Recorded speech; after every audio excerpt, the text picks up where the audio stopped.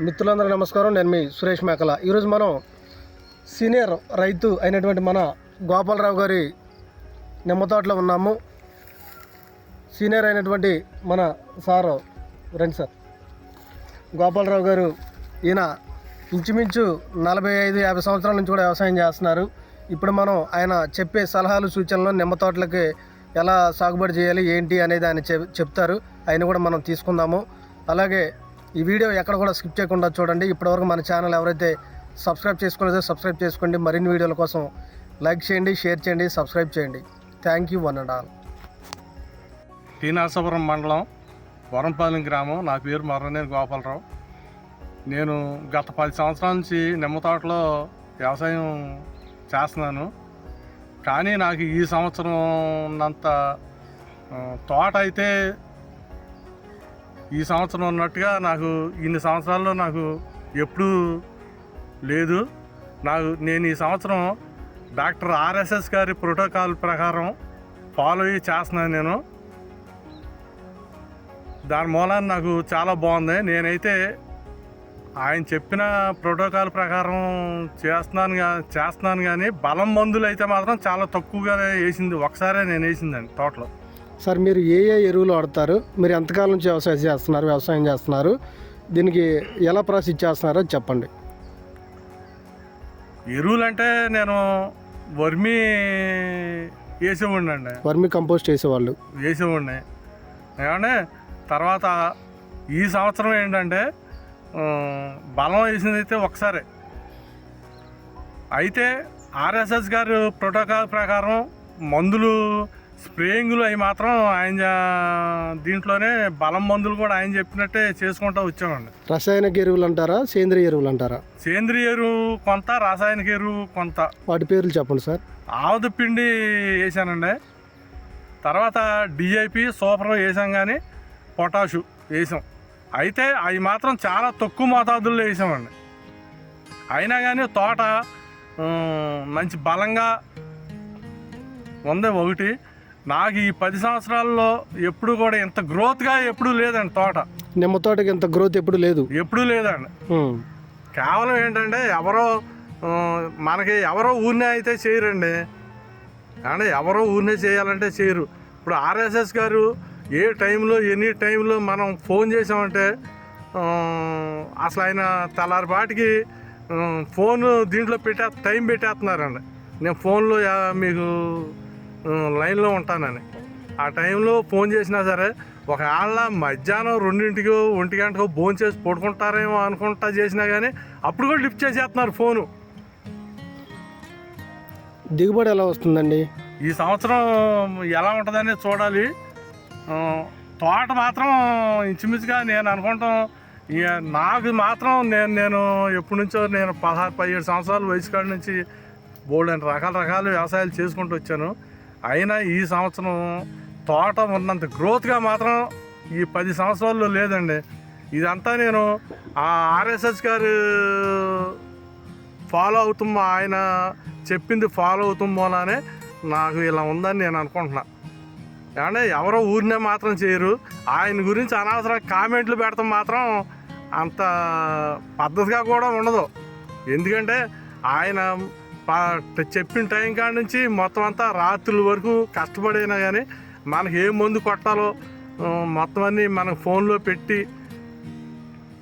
మందులు కూడా ఎక్కడ దొరుకుతాయో చెప్పి, మనకు దాని మీద కూడా కన్సెషన్ రేట్ వచ్చేలాగే చేసి, ఏదైనా ఆర్ఎస్ఎస్ గారు మన రైతులకి మంచి సేవ చేస్తున్నారండి. అవును. ఓకే సార్, మీరు ఎన్ని ఎకరాలు సాగు చేస్తున్నారు? నిమ్మ తోట 6 ఎకరాలండి. 6 ఎకరాలు. ఎలా ఉందంటారు? రేట్ ఎలా ఉందండి? కూలీల రేట్ ఎలా ఉంది? కూలీల రేటు ఏముందండి, కూలీల రేటుది 10 రూపాయలు ఎక్కువ తక్కువ అనేది కాదండి. అక్కడ 10 రూపాయలు ఎక్కువ తక్కువ అనేది కాదు. ఇవాళ కూలీలు కూడా పాపం వాళ్ళు మనం ఇచ్చే డబ్బులు తీసుకొని సంచి తీసుకొని బజార్లోకి వెళ్తే వాళ్ళకి కడుపు నిండా అసలు కావాల్సినవి వస్తున్నాయో లేదో కూడా తెలియని పరిస్థితి అండి. కరెక్ట్ సార్, బాగా మాట్లాడారు సార్. మీరు బాగా కూలీల గురించి బాగా చెప్పారు. అవును సార్. వాళ్ళకి అది కూడా వస్తున్నాయో రావు అనేది మనం వాళ్ళు ఏదో మన మీద గౌరవంతో ఇంకొంచెం పని చేయాలనో అదనో ఇదనో ఆ టైప్గా ఉండాలి. కానీ వాళ్ళు వేధించుకు తిని మనం ఇచ్చే డబ్బులకి చేయలేదు, అది లేదు, ఇది లేదు అనుకుంటాం. వరంగా అనవసరం అండి. ఇవాళ ఈ పెరిగిన ధరల్లో వాళ్ళకి మనం ఇచ్చేది అసలు నాకైతే ఆ రేటు మళ్ళీ ఏదో చేస్తున్నారు అంతే. ఈ సంవత్సరం కింటా ఎలా ఉందండి ఇది? ఇప్పుడు వరకు పెద్ద రేట్ ఏం లేదండి. ఇప్పుడు వరకు ఇవాళ 30 రూపాయలు అలా నడుస్తుందండి కేజీ. అవునండి. కనీసం 50 రూపాయలన్నా లేకపోతే రైతు అనేవాడికి అసలు మార్కెట్లోంచి 1 రూపాయి వెనక్కి తెచ్చే పరిస్థితి కూడా ఉండదండి. అదండి దీని మీద మరి గవర్నమెంట్ అని ఎవరో ఏంటనేది మనం ఏం చెప్పలేము. అది ప్రభుత్వాన్ని మీరు ఏంది అడగదలుచుకున్నారండి? సబ్సిడీ కానీ ఏదైనా పురుగు మందుల విషయాల్లో కానీ ఏం అడగదలుచుకున్నారు మీరు? పురుగు మందులు అంటే సబ్సిడీ ఇవ్వటం సంగతి దేవుడి వరకు. పురుగు మందులు కాడికి వచ్చేటప్పటికి అసలు నకిలీ లేని పురుగు మందులు దొరకటం ముందు ఎంతమందికి దొరుకుతున్నాయి, ఎంతమంది దొరకట్లేదు అనేది అది అదృష్టంగా భావించాల్సిన పరిస్థితిగా ఉంది సార్. అదేనండి. అలాంటివన్నీ ప్రభుత్వం ఏమంటే అది కాదండి, ప్రభుత్వం ఉద్యోగస్తులు ఇంతమంది ఉన్నారండి. మేము ఇదిగో ఇవాళ ఈ తోట చూసాం, ఈ నెలలో ఇన్ని తోటలు చూసామని ఎవరినైనా ప్రభుత్వ ఉద్యోగిని ఒకరిని చెప్పమనండి. ఎవరు చెప్పే దాఖలాలు లేవు. కనీసం ఆ ప్రభుత్వ ఉద్యోగస్తుల్ని మేము కలవాలంటే 10 సార్లు వెళ్ళినా మాకు కలవరు. సార్ మీటింగ్లో ఉన్నారండి, లేకపోతే ఎక్కడో క్యాంప్కి వెళ్ళారండి, అది ఇది అంటమే. కానీ ఏ ప్రభుత్వ ఉద్యోగి మాత్రం మాకు సలహాలు ఇచ్చే, వ్యవసాయం గురించి సలహాలు ఇచ్చేవాళ్ళు అగ్రికల్చర్ డిపార్ట్మెంట్ ఎవరు కూడా మీకు సలహాలు ఇచ్చే. ఇప్పుడు అదే ఆర్ఎస్ఎస్ గారు ఉన్నారండి. అసలు ఇప్పుడు ఫోన్ చేస్తానండి, మీ దగ్గరే ఫోన్లో రిప్లై వస్తాండి. అదేలేండి.